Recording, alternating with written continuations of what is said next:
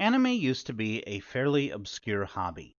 Early on, it was difficult to watch anime because you literally had to get it from enthusiasts who took time out of their day to learn Japanese and provide subtitles so people who speak and read other languages could know what was going on. These people were called fansubbers. Slowly, anime grew in popularity. Eventually, some people realized there was a business opportunity here, and the company Funimation was formed in 2005.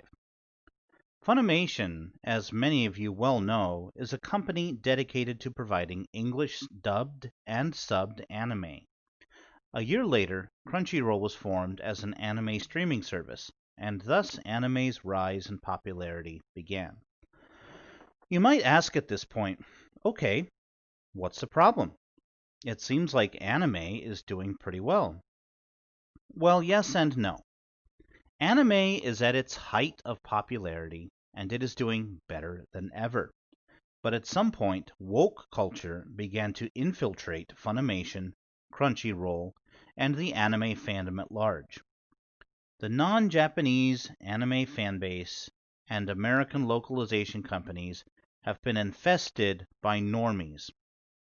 As wokeness has continued to systematically infiltrate and destroy all of our entertainment franchises that we once held dear, many people have begun to turn to anime for quality entertainment, and the normies are offended.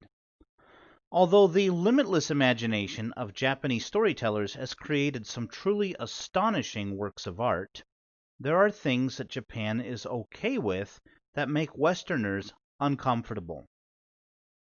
One complaint that a lot of people have been voicing recently is regarding the tentacle scene in Sword Art Online. Now, I have not watched Sword Art Online in a long time, but I do know that in the first episode of the Alicization arc, there was a tentacle scene. One character, who I presume is a bad guy, grabs another character, who I presume is a good guy, with her tentacles, and begins sucking away her life energy, or something to that effect. One tentacle looks like it's aimed right at her vagina, and after the camera cuts away, her reaction implies that the tentacle had violated her. So, of course, in the comments are a bunch of normies who are complaining, "Why is this scene necessary? This is causing me to not want to watch anime anymore. This is disturbing. I'll stick with Pokemon." And on it goes.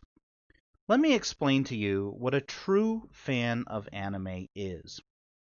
If you watch in English only a few mainstream shows like My Hero Academia, Naruto, Fairy Tail, Dragon Ball, Bleach, etc., you are not an anime fan.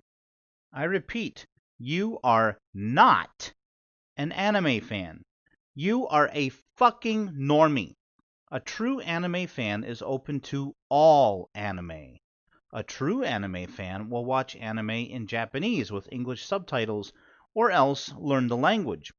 Watching in Japanese allows you to pick up on all kinds of things that offer insight into why things play out the way they do. Let me give you an example of this. In the English dub of Bubblegum Crisis, one of the characters calls another one by the nickname of Leon Pooh. He gets offended at that because he doesn't like the name. At least, that's how it goes if you watch in English.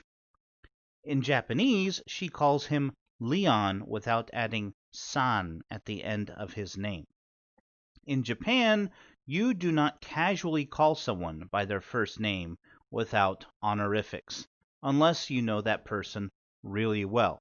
So Leon without the san implied a degree of familiarity he was not comfortable with. He asked her to call him Leon-san because he felt they did not have that kind of relationship. True fans of anime will watch a variety of anime beyond mainstream titles. They will watch in Japanese with subtitles and try to learn a little bit about Japanese culture so they have a better understanding of why some things happen the way they do. And true fans absolutely will not bitch and moan about a tentacle scene in Sword Art Online or whine about how an underage-looking girl is being sexualized. Why? I'll tell you why. If you think a tentacle scene in Sword Art Online is horrible, you haven't seen anything. Japan has produced and continues to produce things that would make you die of shock if you ever found out they existed. A good example is Shoujo Ramune, a lolly hentai that I think I have mentioned previously, where an older guy has sex with obviously underaged girls. Unfortunately, this kind of thing is illegal in some places, but it shouldn't be, because these are not real people. I'll repeat it again for the people who are not paying attention. These are not real people. They are works of fiction.